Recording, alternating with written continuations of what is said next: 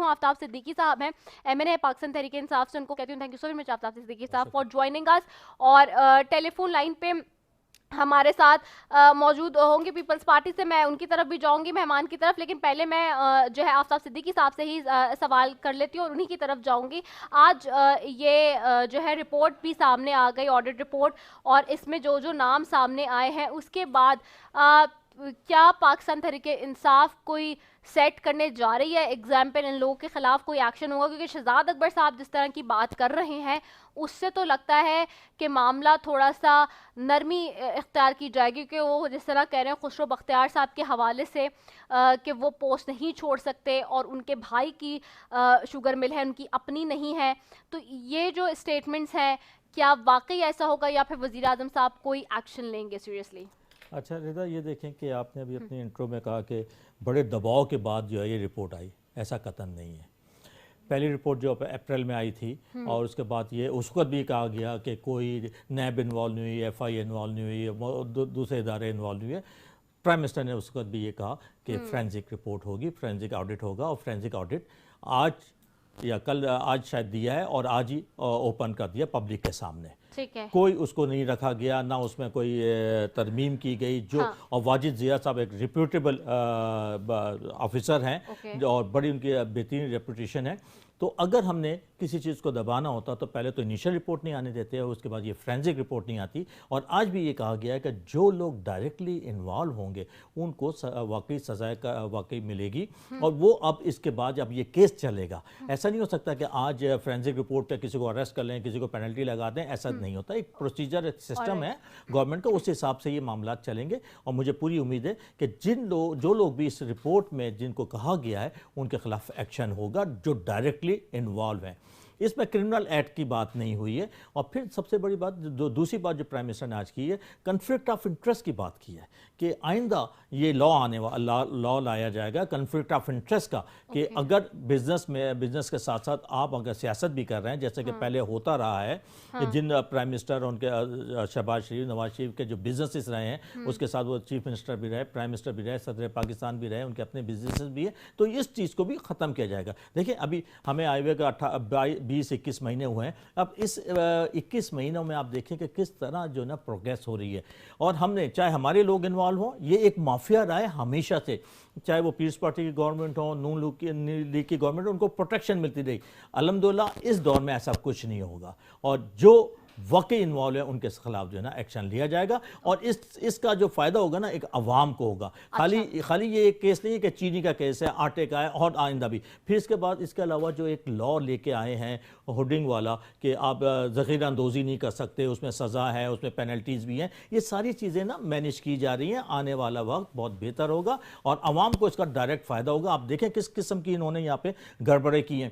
20 ton کی جو wait لے کے جاتا ہے کوئی بھی ایک ٹرک, وہ 70 اور 80 ٹن کا وہ ویٹ لے کے جا رہا ہے. جو دکھایا گیا ہے افغانستان کو جو ایکسپورٹس ہوئی ہیں وہ بھی عجیب و غریب جو ہے نا نمبر ان کے آ رہے ہیں, ایکسپورٹ کچھ ہوئی ہے, نمبر کچھ دیا گیا ہے. پھر اس کے بعد سبسڈی لی گئی ہے, اور 29 ارب روپے کی جو سبسڈی لی گئی ہے وہ ہمارے دور میں نہیں ہے. یہ 5 سال کا ریکارڈ ہے.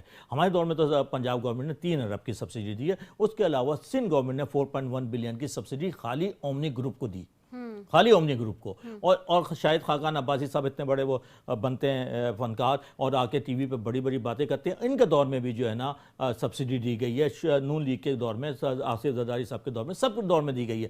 اب آنے والے وقت میں انشاءاللہ یہ چیز ختم ہوگی. مافیا چاہے کہیں پہ بھی ہو ان کو ختم کیا جائے گا. کارٹیل جو بنی ہیں مختلف جگہوں پہ یا بنتی ہیں ان کو بھی ختم کیا جائے گا. میں یہ آصف صدیقی صاحب آپ سے جاننا چاہوں گی, میں آ رہی ہوں کھیلدار صاحب آپ کی طرف دوبارہ.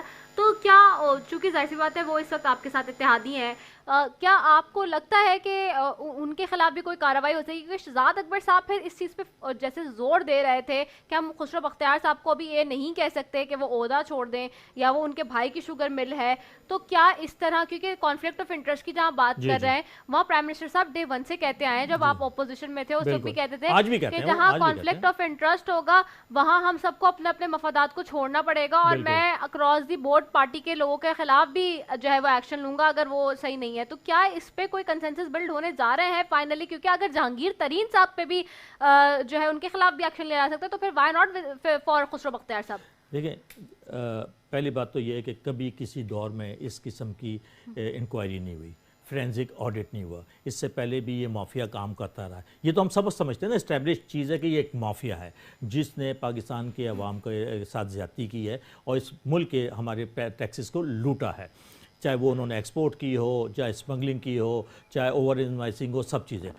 جس کمپنی کا JW کا نام آیا ہے، اسی طرح اومنی گروپ کا آیا ہے، چاہے خسرو بختیار کے بھائی کا آیا ہو یا مونسلائی کی جو بھی شیئر ہے ان کا آیا، یہ سب کے کبھی آج تک اس سے پہلے کیوں نہیں ہوا؟ کوہستانی صاحب بات کر رہے ہیں نا کہ نہیں جی مینڈیٹ نہیں تھا، اگر ٹیور نہیں ہوتا تو یہ فرینزک آڈٹ نہیں ہو سکتا تھا۔ یہ اپنی مرضی سے کسی پرائیویٹ ادارے نے نہیں کیا ہے، ٹیور تھا کہ 5 ایئرس کا کرنا ہے، کیونکہ جب آڈٹ ہی کرنا ہے تو پورا چیز آئے نا، 1 سال کے 3 ارب سے تو کوئی فرق نہیں پڑتا نا۔ آپ نے 29 ارب کا یہ نمبر آیا ہے، جس میں سے 23 ارب نون لیگ کے گورنمنٹ میں دیے گئے ہیں سبسڈی۔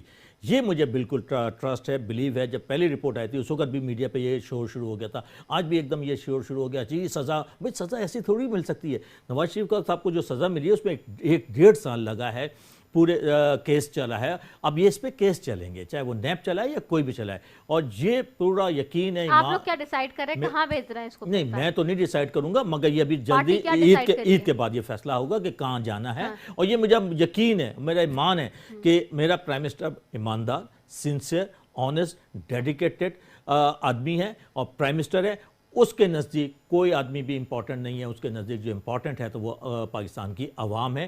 اس عوام کے لیے کام کیا گیا ہے تاکہ آئندہ آنے والی جنریشن جو ہے نا اس مافیا کے ہاتھوں جو ہے نا رگمال نہ بنے، اور آنے والے وقت میں ہمارے عوام تک ریئر پرائسز اور صحیح سستی چیز پہنچے۔ یہ خالی چینی کا مسئلہ نہیں ہے، اور چیزوں کا بھی ہے۔ وہ تو کہہ رہے ہیں آپ لوگ صرف جہانگیر ترین کی وجہ سے اتنا بڑا ڈرامہ رچ رہے ہیں۔ اچھا دیکھیں رضا، یہ جو بات کر رہے ہیں اکانومی کے حوالے سے بھی اور دوسری بھی باتیں کر رہے ہیں، 30 سال سے یہ لوگ حکومت میں رہے ہیں، اور اسٹیبلشمنٹ کے بھی کہہ دیا، سیاسی انجینئرنگ کے بھی کہہ دیا کہ جو انجینئرز ہیں وہ سارے آپ لوگ کے ساتھ ہیں اس وقت۔ تو پچھلے 12 سال سے یہ صوبہ سندھ میں بیٹھے ہوئے ہیں۔ صوبہ سندھ کی صورتحال دیکھ لیں، اور صوبہ سندھ میں ہیلتھ کے حالات دیکھیں، ایجوکیشن کے دیکھیں، پانی کے دیکھیں، سیوریج کے دیکھیں، صفائی ستھرائی دیکھیں، پورا تباہ برباد کر دیا انہوں نے 12 سال میں سندھ کو۔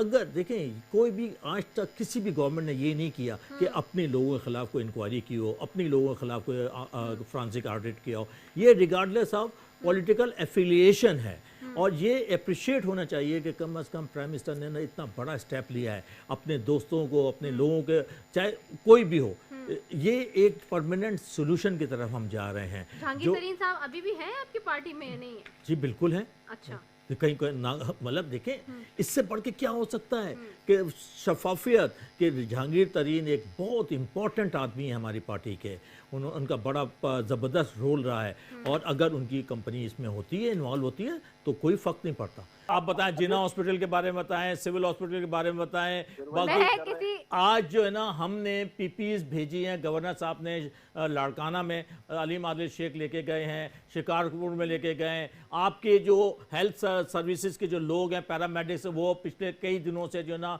پریس کلب کے سامنے اسٹرائک کر کے بیٹھے ہوئے ہیں۔ ڈاکٹرز کو آپ پی پیز نہیں دے رہے، ان کے سپورٹ نہیں کر رہے۔ ایک طرف آپ کہتے ہیں کہ فرنٹ لائن سولجر ہیں، اور دوسری طرف ان کو جو ہے نا جب پی پیز نہیں ملیں گے تو کیا وہ پرفارم کریں گے؟ بغیر اسلحے کے کوئی سولجر پرفارم نہیں کر سکتا، اور یہ سارے دنیا کو معلوم ہے۔ آپ جو بات کر رہے ہیں، مرتضیٰ وہاب صاحب نے بھی کہا کہ غیر کینیڈا سے، یورپ سے لوگ آتے ہیں، کہاں آتے ہیں ہمیں تو نہیں معلوم۔